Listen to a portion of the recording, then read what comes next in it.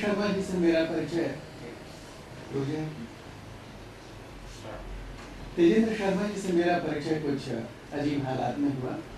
वर्ष 2004 में एक रविवार की दोपहर को एक फोन आया कि मैं आपके पहले उपन्यास दर हमारी जेबों में को इंदु शर्मा कथा सम्मान देना चाहता हूँ।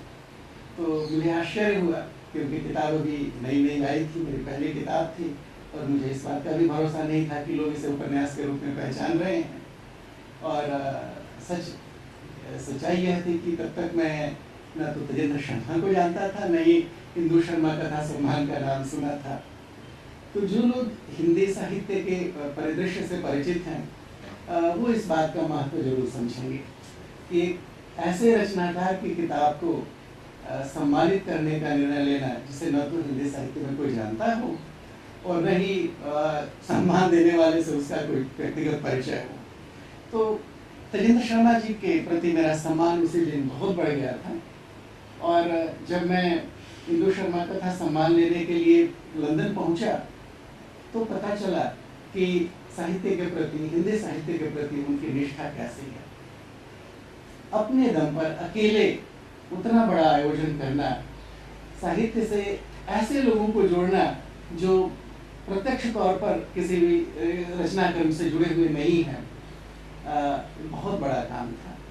और लंदन के नेहरू केंद्र में, नेहरू सेंटर में जैसा आयोजन किया, मैंने दिल्ली में साहित्य अकादमी और कुछ अन्य संस्थाओं के समारोहों को भी देखा है। ऐसे किसी भी समारोह से वो ज़्यादा शानदार था, ज़्यादा लोग आए थे और ऐसे लोग, उसमें कम से कम 1/4 लोग तो ऐसे जरूर थे जिन्होंने किताब के बारे में सुना था, किताब को पढ़ा था और किताब के बारे में चर्चा करने की स्थिति में थे।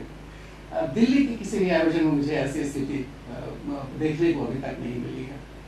तो तेजेंद्र शर्मा जी इस अर्थ में विलक्षण व्यक्ति हैं और इतनी सहजता के साथ इतना खुशमिजाज आदमी।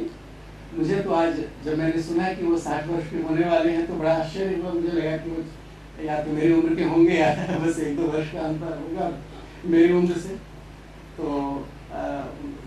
लेकिन उनको 60वें जन्मदिन पर मैं बधाई भी देना चाहता हूँ।